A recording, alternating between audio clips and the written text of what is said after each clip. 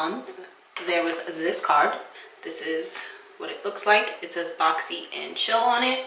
And the first thing that we are going to be talking about is this $1 Billion Brows Universal Brow Pencil, and it looks like this. And I have not used anything on my brows other than Anastasia Beverly Hills Dip Brow, the Precisely My Brow Pencil, and Maybelline and L'Oreal eye pencils. So let's see how this goes. It says that it's specifically and carefully formulated to work perfectly with the most skin tones and brow colors. This self-sharpening pencil glides onto your brows without tugging or pulling your skin. The spoolie at the end makes it easy for blending, and the smooth and creamy formula makes for easy application. And this is $18 retail price. So we are going to try to do our brows with this. This spoolie really seems to comb out my hairs very nicely. It was a little weird doing my makeup because I always start with my brows. And this is what the pencil looks like. It's kind of a little chunkier than what I'm used to, so we'll see. And also the shade for this doesn't have one because I guess it's supposed to be universal, so it should be for anybody's brows, which I kind of find that hard to be. And let's just, it definitely goes on super smooth. Like, I lightly drew a line underneath and that was smooth.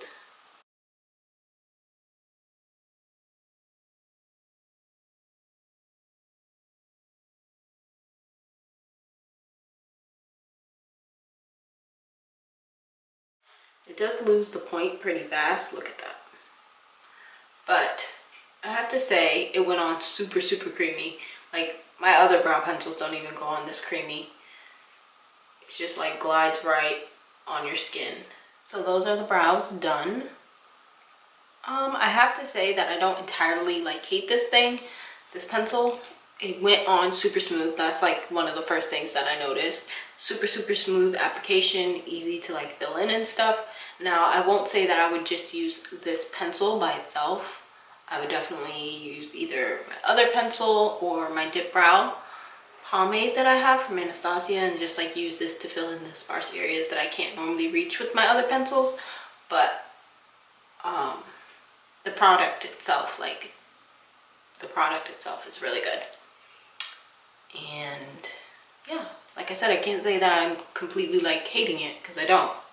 And that was a really, really quick brow job. So I guess on those days where I don't really care to make my eyebrows look Instagram perfect, I'll definitely pull out this pencil. So the next thing on here is this leave-in conditioner. And this is Briogeo Riscaro Milk Reparative Leave-In Conditioning Spray.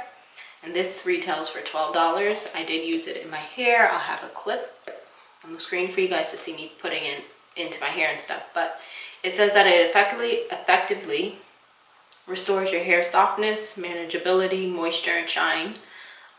It's infused with signature blend of ultra nourishing rosehip, argan, and coconut oils. It works to detangle wet hair and protects against heat while locking in moisture, restoring luster, and diminishing frizz. Okay, so as you guys saw from the clip, I did use it in my hair before I curled it. Obviously, this didn't do this to my hair, but I'm not crazy about this. This isn't something that I would purchase myself. For one, I don't really care for spray-on leave-in conditioners. I prefer it to be like a cream product versus it being a spray because I feel like I can distribute the product a little bit more better when using a cream versus a spray. I did try to spray it in my hand, which you guys saw, and I applied it that way, but I just didn't, it just really wasn't working for me. I don't know, like, I've been having trouble with having blonde hair on certain products that used to work for me that don't work for me now because my hair is blonde, so that could be it. But as you guys saw, it made a little difference in my hair, but it didn't make like this big wow difference to where I'm like, okay, I gotta use this. But I don't entirely hate the product. It's just something that I personally wouldn't use. So next is this Rainforest of the Sea Tarte eyeshadow palette, and this is volume 3. This is the first one that I have like this, and before I open it, let me just read a little bit about it. So this is a limited edition Rainforest of the Sea highlighting eyeshadow palette. It is vegan. It says it's crease-free eyeshadows. It's 7 highly reflective plush micro shimmers and 1 matte nude that serves as the perfect transition shade. This blendable and long wear formula is enriched with vitamin E and antioxidants, helping to hydrate and protect the lids. I have the Rainforest of the Sea setting spray or facial spray, but I don't have any Rainforest of the Sea eyeshadows, so this is what it looks like. And I'm assuming this is the matte shade right here. This one right here is the matte shade. We're gonna put that matte shade in our crease, and then I will swatch one of the shimmers on my, I'll put one of the shimmers on my lid and then I'll swatch the rest on my hand. These do have names. So Tiki, that light brown shade that I showed you guys, is the transition shade. Now, swiping this on my brush, like just dipping my brush into the little pan, I'm not really getting much on there, so we'll see what I get in my lids.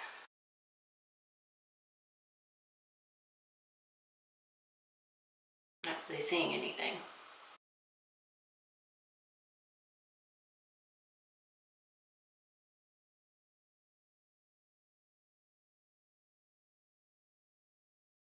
Please don't tell me that's the shade. It looks very white. Let's try a different brush just for the sake of it. So I'm going in with a different brush. These have white bristles, that way I can just see it. It's like a little bit of pigment is coming up. I'll show you guys. It's not a lot of pigment coming up on the brush.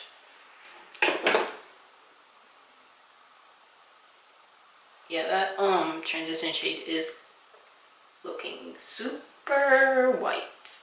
Okay, so we're not gonna do that. Okay, so using my finger, I'm gonna try and take this shimmery pink shade right here, and it's called Heat Wave, just with my bare finger, and put that on my lid.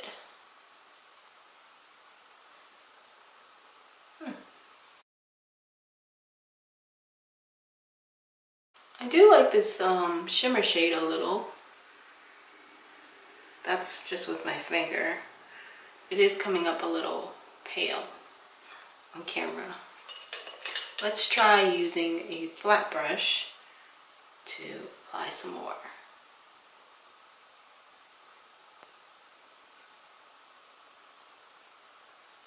Okay, these shimmer shades seem to have a lot better pigment than the actual matte shade in the palette.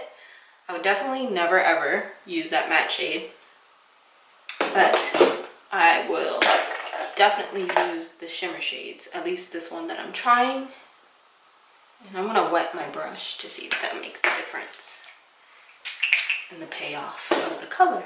So I want to go on top of it and just grab this gold shade over here, and that's called Escape. And I'm just going to put that directly on top. And I love doing this, like wetting my brush now, because it kind of gives the shimmer shades kind of like a foiled look almost. There is some fallout happening as I'm doing this. I think I prefer using these shadows with like something on my brush. This is definitely not an eyeshadow palette that I feel like I'll like want to hop to or be like a go-to palette. I mean, maybe just for like the shimmer shades, but definitely not that matte shade. That matte shade was definitely not it. It does not swatch on the eye what it looks like in the pan for sure. In the pan it looks like a almost like tannish brown shade, but on my eyelid that looked like I was putting on like white eyeshadow. Okay, so I'm going to swatch them for you. So again, Tiki is that transition shade, and you can barely see that. Like I swatched it right here, and you can barely see it. Then you have Heat Wave, which is like a shimmery pink. and that's definitely a lot more pigmented. Then there is Malibu, and this is like a purple grayish shimmery shade. Looks kind of like brown on camera, but there's that one. Then you have Rays. That one's pretty. Then there's Compass, which is like a gold. That one's kind of choppy. And Jewel, which is like a darker gold, brassy color almost.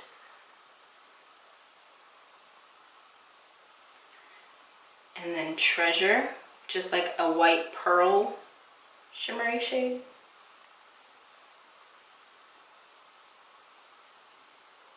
And then you have Escape, which is also another shade I used on my lid.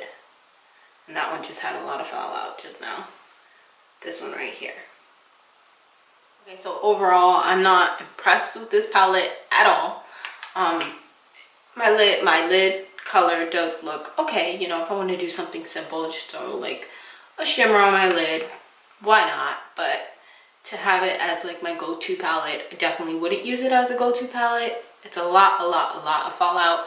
And like I said, that one transition shade that they provided in this palette sucks. Just to be blunt and honest, it just sucks. So I definitely won't use that unless like I'm using it like underneath like the shimmer, maybe, but then again, not really. So I'll probably just have to pass on that palette. And if I didn't tell you, the palette does run for $36.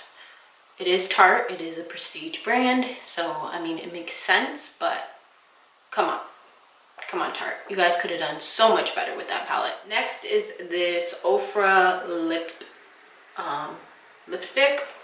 This is the long-lasting liquid lipstick. This is a matte liquid lipstick that's supposed to be long-lasting color. It's supposed to perfectly outline and fill in lips. It says that the pigments stay on all day with minimal transfer while maintaining a comfortable wear. Infused with vitamin A and antioxidants, your lips will look and feel healthy all day. And that has a price point of $20. So this is, I don't even know what shade because it doesn't even say. Oh, Miami Fever. And I mean, it looks kind of orange. Not really sure that's my color. This is that, and let's just apply it. So it's matte. I mean, it does feel very smooth.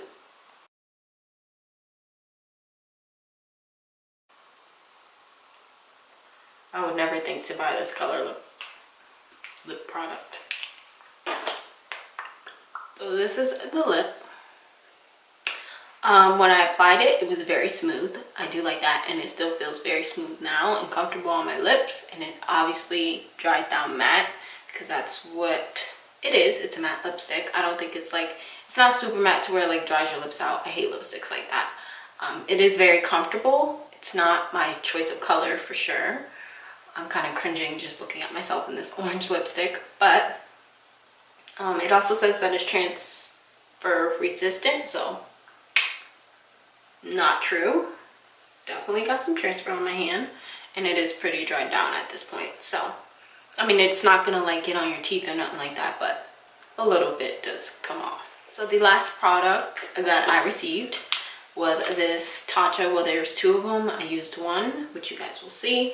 Is this Tatcha Luminous Dewy Skin Mask. Now, I love Tatcha products, so I was definitely excited to try this mask. And for me, I feel like I gotta use masks and stuff more than once to actually get a feel for it, so I'm happy that two came in here. But it says that it nourishes the skin with using lightweight blend of rice germ oil, vitamin E, essential fatty acids, and highly concentrated botanical oils and extracts. Each mask is designed for maximum absorption, delivering 20 milliliters of skin quenching serum and imparting an instant dewy luminous glow. a significantly perfected trio of fermented Japanese anti-aging superfoods like green tea, rice, and algae instantly restore skin's health and radiance. And the mask retails for $24. I did really like the mask. It was very luminous on my skin. But I feel like to say like that I stand by something, I have, especially a mask, I have to use it more than once. So I am glad that they had 2 in there, but I'm definitely gonna use it again. So that wraps up today's video. I hope you guys enjoyed it, I guess. I mean, the only thing that I really liked was the mask and the eyebrow pencil. Everything else wasn't all that great to me. I feel like I was on such a high last month from that box that I really enjoyed it, and I really loved it, and I still do. To have this box come and it be kind of disappointing. So hopefully February is better, but we'll just have to see. Anyways, I love you guys, and I'll see you in the next video or vlog, whichever one comes first. And until next time, I'll talk to you guys later.